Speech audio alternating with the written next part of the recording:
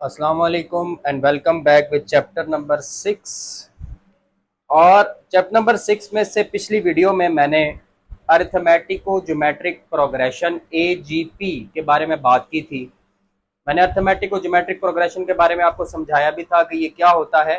ये अरिथमेटिक और geometric progression की टर्म्स का प्रोडक्ट होता है कि अगर आप अरिथमेटिक और ज्योमेट्रिक प्रोग्रेशन की टर्म्स को आपस में मल्टीप्लाई कर दें, उससे जो प्रोग्रेशन बनता है उसको हम अरिथमेटिको ज्योमेट्रिक प्रोग्रेशन कहते हैं।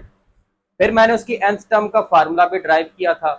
फिर मैंने उसकी इन्फिनिट टर्म्स का, ठीक है, सम ऑफ n टर्म्स का फार्मूला भी ड्राइव किया था और सम ऑफ इन्फिनिट टर्म्स का फार्मूला भी ड्राइव किया था, वो भी आपके इस्तेमाल होने हैं। तो अब हम स्टार्ट करने जा रहे हैं एक्सरसाइज 6.8। ये थोड़ी सी टेक्निकल है, इसके हर सवाल पर आपने तवज्जो देनी है। अब आप देखिए 6.8 का पहला क्वेश्चन आ गया है। इसमें उसने कहा है find the eighth term of AGP. क्या आपने अरिथमेटिक और ज्योमेट्रिक प्रोग्रेशन की एट्थ टर्म निकालनी है। अरिथमेटिक पार्ट है 1 4 7 और ज्योमेट्रिक पार्ट है 5 10 20। आपको अरिथमेटिक पार्ट भी दे दिया है, ज्योमेट्रिक पार्ट भी दे दिया है। आपने अरिथमेटिक और ज्योमेट्रिक पार्ट की एट्थ टर्म निकालनी है। कैसे निकालेंगे? आपको पता है अरिथमेटिक और ज्योमेट्रिक प्रोग्रेशन की जो एट्थ टर्म होगी वो अरिथमेटिक प्रोग्रेशन की एट्थ टर्म और ज्योमेट्रिक प्रोग्रेशन की एट्थ टर्म का प्रोडक्ट होगी। तो आपको पहले अरिथमेटिक प्रोग्रेशन की एट्थ टर्म निकालनी है, फिर ज्योमेट्रिक प्रोग्रेशन की एट्थ टर्म निकालनी है, फिर उन दोनों को आपस में मल्टीप्लाई करना है। तो इसमें प्रोसीजर ये होगा। तो अब इसको सॉल्व करते हैं। और सबसे पहले देखें, उसने आपको अरिथमेटिक पार्ट दिया हुआ है। ये देखें अरिथमेटिक पार्ट दिया हुआ है उसने 1 4 7। तो हमारे पास अरिथमेटिक प्रोग्रेशन उसने क्या दिया है? अरिथमेटिक प्रोग्रेशन दिया है उसने 1 4 7। पहले हम इसकी एट्थ टर्म निकाल लेते हैं। तो इसकी एट्थ टर्म निकालने के लिए आपको पता है ये आपके पास पहली टर्म आ गई a1 1। आप डी निकालना चाहते हैं तो कैसे निकालेंगे? पहली दो टर्म्स में से अगर डी निकालना चाहते हैं तो formula second term minus first term. तो आपके पास डी की वैल्यू आ गई 3। और आपने क्योंकि एट्थ टर्म निकालनी है तो इसका मतलब है आपके पास एन की जो वैल्यू है वो है 8। ये आ गया आपके पास एन, ये आपके पास आ गया डी, ये आपके पास आ गया a1। अब आप इसकी एट्थ टर्म निकालना चाहते हैं तो अरिथमेटिक प्रोग्रेशन की एट्थ टर्म का फार्मूला क्या होता है? a1 plus 7d। डी के साथ इसकी निस्बत एक नंबर कम होगा तो इसकी एट्थ टर्म आ जाएगी a1 की जगह पे 1 प्लस 7, डी की जगह पे 3। तो आप देखो आपको एट्थ टर्म मिल जाएगी 1 प्लस 7 3 21। तो एट्थ टर्म आ गई आपके पास 22। ये आपके पास अरिथमेटिक प्रोग्रेशन की एट्थ टर्म आ गई। अब देखिए उसने आपको इसी तरह ज्योमेट्रिक प्रोग्रेशन भी दिया हुआ है और ज्योमेट्रिक प्रोग्रेशन आपका क्या है? वो है 5 10 20। अब इसमें ये ज्योमेट्रिक प्रोग्रेशन है तो ज्योमेट्रिक के हवाले से सॉल्व करना है। पहली टर्म आ गई आपके पास 5। अब हमें रेशो निकालनी है आर। पहली दो टर्म्स में से अगर रेशो निकालना चाहे तो कैसे निकालेंगे? Second term divided by first term, ऐसे आर मिलता है। आर की वैल्यू आ जाएगी 2 और एन की वैल्यू 8 ही है क्योंकि आपने इसकी भी एट्थ टर्म निकालनी है। अब इसकी एट्थ टर्म ज्योमेट्रिक प्रोग्रेशन की एट्थ टर्म का फार्मूला क्या होगा? a1 r power 7। तो ये बन गया a1 की जगह पे आ गया 5, r की जगह पे आ गया 2 पावर 7। तो हमारे पास ज्योमेट्रिक प्रोग्रेशन की एट्थ टर्म, इसकी एट्थ टर्म को आप a-8 कह लें, a-8। इसकी जो एट्थ टर्म आ गई वो आपके पास आ गई 5 इंटू 2 पावर 7। अब हमारे पास क्या होता है कैलकुलेट कर ले। तो आप इसको 2 पावर 7 से कंप्लीटली मल्टीप्लाई करेंगे तो आपके पास 640 आएगा। पहले आप 2 पावर 7 निकालें, उसको मल्टीप्लाई कर दे 5 के साथ तो आपके पास ज्योमेट्रिक प्रोग्रेशन की एट्थ टर्म आ गई। अब हम निकालेंगे eighth term of AGP. Eighth term of AGP. अब हम जो अर्थमेटिक और ज्योमेट्रिक प्रोग्रेशन की एट टर्म है ना उसको T8 कह लें। T for term, A for eight, eight term. वो आपको कैसे मिलेगी? अर्थमेटिक की एट टर्म, ए 8 और ज्योमेट्रिक की 8 टर्म ए डैश 8, इनको आपस में मल्टीप्लाई कर लें तो आपके पास जो ए 8 आया था, अर्थमेटिक की 8 टर्म वो 22 आई थी और ज्योमेट्रिक की आई थी 640। तो ये आपके पास 8 टर्म ऑफ अर्थमेटिक और ज्योमेट्रिक प्रोग्रेशन आ गई, वो आ गई 14080। तो ये आपका पहला क्वेश्चन हो गया।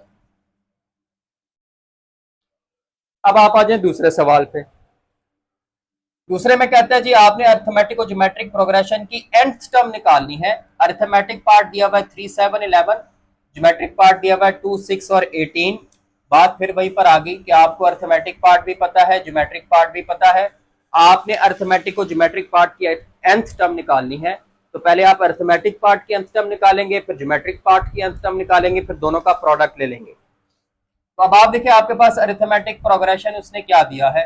अरिथमेटिक प्रोग्रेशन है 3 7 11। अब आप इसको सॉल्व कर लें, आपको नजर आ रहा है पहली टर्म a1 है आपके पास 3, पहली दो टर्म्स में से डिफरेंस निकाल लें, d is equal to 7 minus 3। तो d की वैल्यू आपके पास आ गई 4 और n की वैल्यू आपके पास n होगी, क्योंकि nth टर्म निकालनी है। अब अर्थमेटिक प्रोग्रेशन की nth टर्म का फार्मूला क्या होता है, A N is equal to A one plus N minus one D. अब आप इसमें वैल्यूज पुट करें, A N is equal to A one है हमारे पास 3 plus N minus one, D की जगह पे आपके पास आ जाएगा 4। आपके पास अर्थमेटिक की nth टर्म आ रही है 3 प्लस 4n माइनस 4 और nth टर्म आ गई आपके पास 4n, पहले लिख लें 3 माइनस 4 माइनस 1। ये आपके पास अरिथमेटिक प्रोग्रेशन की nth टर्म आ गई। अब देखिए ज्योमेट्रिक पार्ट क्या दिया हुआ है, ज्योमेट्रिक प्रोग्रेशन क्या दिया हुआ है। ज्योमेट्रिक प्रोग्रेशन आपको दिया हुआ है 2 6 18। अब फिर वही बात आ गई, पहले आप देखें पहली टर्म आपके पास है 2, आर आप निकाल लें इन दोनों को डिवाइड करके, 6 डिवाइडेड बाई 2, आर की वैल्यू आ गई 3 और एन की वैल्यू आपके पास एन ही होगी। अब इसकी nth टर्म को हम कह लेते हैं a डैश n। फार्मूला क्या होता है ज्योमेट्रिक प्रोग्रेशन की nth टर्म का, a1 r power n minus one. a1 आपके पास है 2 और r की वैल्यू आपके पास 3 पावर n माइनस वन। ये आ गई आपके पास ज्योमेट्रिक प्रोग्रेशन की nth टर्म। अब हमें चाहिए अरिथमेटिक और ज्योमेट्रिक प्रोग्रेशन की nth टर्म। यहां पर अब आप लिखेंगे nth टर्म ऑफ AGP, उसको आप कह ले TN। कैसे मिलेगी, अर्थमेटिक की nth टर्म को मल्टीप्लाई कर दे ज्योमेट्रिक की nth टर्म के साथ। अर्थमेटिक की nth टर्म है आपके पास 4n माइनस वन और ज्योमेट्रिक की है 2 into 3 power n minus one. 2 को इसके साथ मल्टीप्लाई कर दें तो ये बन जाएगा 8n minus two into 3 power n minus one. तो ये आपके पास आ गई nth टर्म ऑफ AGP। आप ऐसे भी लिख सकते हैं, दूसरा तरीकाकार है कि 2 को शुरू में लिख लें तब भी चलेगा। बहरहाल ये आपके पास nth टर्म आ गई है अरिथमेटिक और ज्योमेट्रिक प्रोग्रेशन की। तो ये हो गया आपका क्वेश्चन नंबर 2। मैंने बताया इसको ऐसे भी लिख सकते हैं, दूसरा तरीकाकार ये 2 सिर्फ शुरू में लेना है, 2 into 4n minus one into 3 power n minus one, ऐसे भी लिख सकते हैं। बहरहाल कोई भी फॉर्म लिख ले, ये आपके पास nth टर्म आ गई है अरिथमेटिक और ज्योमेट्रिक प्रोग्रेशन की। अब आप आ जाए क्वेश्चन नंबर 3 पे। इसमें उसने अरिथमेटिक पार्ट आपको दिया है, असल में उसने अरिथमेटिक पार्ट की आपको n+2 टर्म दी है।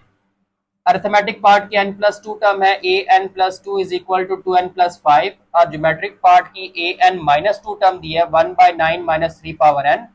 पहले वो कहता है कि अरिथमेटिक और ज्योमेट्रिक प्रोग्रेशन की nth टर्म निकालें, फिर वो कहता है कि आप पहली 3 टर्म्स AGP की पहली 3 टर्म्स का सम निकालें। इसमें थोड़ी सी वर्किंग आपको ज्यादा करनी पड़ेगी। पहले तो देखिए उसने अरिथमेटिक पार्ट के हवाले से आपको क्या दिया। अरिथमेटिक प्रोग्रेशन में उसने आपको जो बताया है वो ये है कि an+2 बराबर है 2n+5। प्रॉब्लम हो गई कि nth टर्म देने की बजाय उसने यहां पे लिख दिया n+2। अब इसका क्या करें, इसका हल क्या निकाले कि ये ए एन प्लस टू, नीचे जो एन प्लस टू आ रहा है ये एन हो जाए, तो बड़ा आसान काम है। आप एन प्लस एन की जगह पे एन माइनस टू पुट करके देखें, आप ये एक्सपेरिमेंट करके देखें, तो होगा क्या, ये टू माइनस टू से कैंसिल हो जाएगा। तो आप लिखे put n is equal to N minus two, ये जो एन आ रहा है, ये जो एन आ रहा है, इन दोनों एन की जगह पे एन माइनस टू पुट करें और देखिए क्या बनेगा। जब आप पुट करेंगे तो बन जाएगा A N minus two plus two is equal to two into N minus two plus five. ये कैंसिल हो गया तो देखिए आपके पास nth टर्म आ गई है एजीपी की, two into N minus two plus five. ये आ गई आपके पास nth टर्म ऑफ एजीपी। इसी तरह आप ज्योमेट्रिक पार्ट को देखते हैं। ज्योमेट्रिक पार्ट उसने आपको दिया हुआ है बी एन माइनस टू, उसने बी से लिखा है, इसकी nth टर्म को बी से लिखा है, 1/9 माइनस थ्री की पावर n। अब ज्योमेट्रिक प्रोग्रेशन की जो nth टर्म होगी, या तो आप उसको ए एन कहेंगे या बी एन कहेंगे, इससे फर्क नहीं पड़ता, आप ए एन कह लो या बी एन कह लो। तो होगा क्या, हमें तो ए बी एन चाहिए, यहाँ पे एन माइनस टू आ रहा है, तो यहाँ पर जो आप काम करेंगे वो ये करेंगे कि आप एन की जगह पे एन प्लस टू पुट कर दें। Put n is equal to n plus two, ये जो एन आ रहा है और ये जो एन आ रहा है, इस एन की जगह पे एन प्लस टू पुट करके देखें क्या बनता है। B n plus two minus two, 1/9 minus three power n plus two, two two से कैंसल बी एन, ये nth टर्म आ गई है, इसको ऊपर ले जाए, इसको ऐसे लिखने, ये बन जाएगा 1/3 का स्क्वायर माइनस थ्री की पावर n प्लस टू। अच्छा, इसको आप ऐसे भी लिख सकते हैं, देखो अब ये पॉइंट आपने समझना है कि चाहे थ्री का स्क्वायर हो या माइनस थ्री का स्क्वायर हो, जवाब 9 होता है। तो आप 9 को अगर ऐसे लिख लें, माइनस थ्री का स्क्वायर, फर्क नहीं पड़ता, ये भी माइनस थ्री है, ये भी माइनस थ्री है। अब आप इसको ऊपर लेके जाएं, जब आप ऊपर लेके जाएंगे तो ये बन जाएगा माइनस थ्री की पावर माइनस टू, और आगे लिखा हुआ है माइनस थ्री की पावर n प्लस टू। तो जब बेसिस सेम होती है पावर्स ऐड हो जाती हैं, ये बन जाएगा माइनस थ्री की power n plus two minus two, two two से कैंसल, और ये nth टर्म आ गई माइनस थ्री की पावर n। तो ये आपके पास आ गई है ज्योमेट्रिक प्रोग्रेशन की nth टर्म। तो आप अरिथमेटिक को ज्योमेट्रिक प्रोग्रेशन की nth टर्म आप बता सकते हैं। अब आप यहां पे लिखें nth term of AGP, nth term आपकी बन जाएगी, इसको टी एन कह लें, वो हो जाएगी A N into B N. Arithmetic की nth टर्म और ज्योमेट्रिक की nth टर्म को मल्टीप्लाई करें, अब ये आ गई two into two N minus five, two N minus two plus five, और b है माइनस थ्री पावर n। इसको थोड़ा और सॉल्व कर लें, ये हो जाएगा four n minus four plus five minus three power n। ये आपके पास आ जाएगा four n plus one minus three power n। ये आपके पास nth टर्म आ गई है अरिथमेटिक और ज्योमेट्रिक प्रोग्रेशन की। अब उसने ये भी कहा कि आप पहले तीन टर्म्स का सम निकालें, तो हम पहले तीन टर्म्स पहले निकाल लेते हैं। कैसे निकालेंगे, आप यहां पे लिखे put n is equal to one. जब आप वन पुट करेंगे ये बन जाएगा t1, t1 से मुराद है पहली term, four into one plus one minus three की पावर वन। तो t1 आ जाएगा four plus one five into minus three, तो t1 आपके पास आ जाएगा माइनस 15। एजीपी की पहली टर्म है आपके पास माइनस 15। अब जरा दूसरी और तीसरी टर्म भी निकाल लेते हैं। अब देखिए पहली टर्म आ गई आपके पास, अब आप n की जगह पे n टर्म में पुट करें टू, तो दूसरी टर्म आ जाएगी, put n is equal to two. तो जब आप टू पुट करेंगे nth टर्म में तो बन जाएगा t2, और four into two plus one minus three power two. ये आपके पास आ गया 4 2 8 + 1 9 × 9 81। ठीक हो गया, ये आपके पास सेकंड टर्म आ गई है।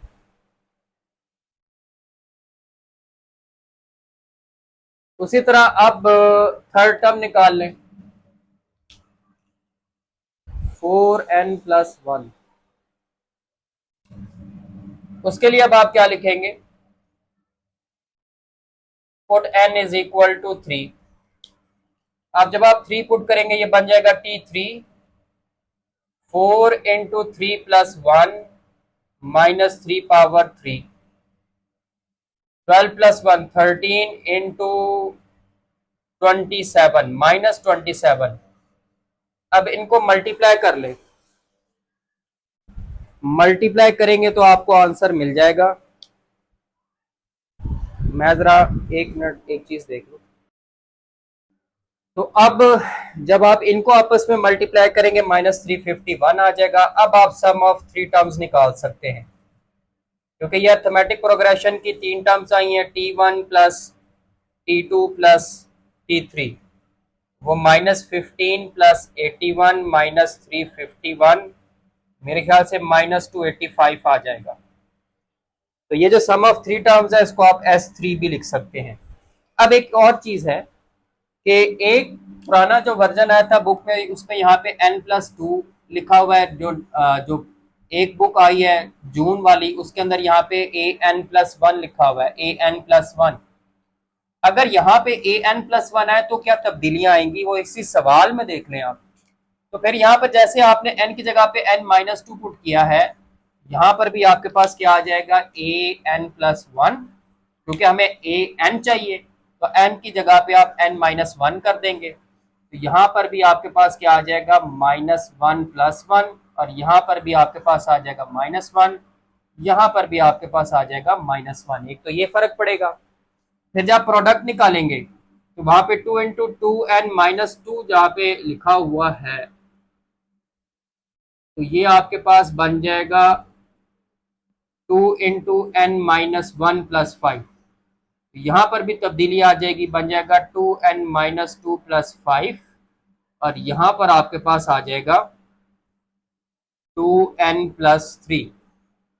ये आपके पास आ जाएगी nth टर्म। अब जब आप पहली टर्म निकालेंगे तो यहाँ पे भी फर्क पड़ जाएगा। तो यहाँ पे बन जाएगा 2 × 1 + 3। अब ये बन जाएगा, ये 5 आ गया, ये -3, ये -15 आ जाएगा। फिर जब आप दूसरी टर्म निकालेंगे, ये बन जाएगा आपके पास 2 × 2 + 3, ये हो गया 4 + 3 5, और यहां पर आपके पास आ जाएगा 63। और जब आप थर्ड टर्म निकालेंगे तो यहां पर आ जाएगा 2 × 3 + 3, ये आपके पास बन जाएगा 6 + 3 9, और जब 9 - 27 करेंगे तो 243 आ जाएगा।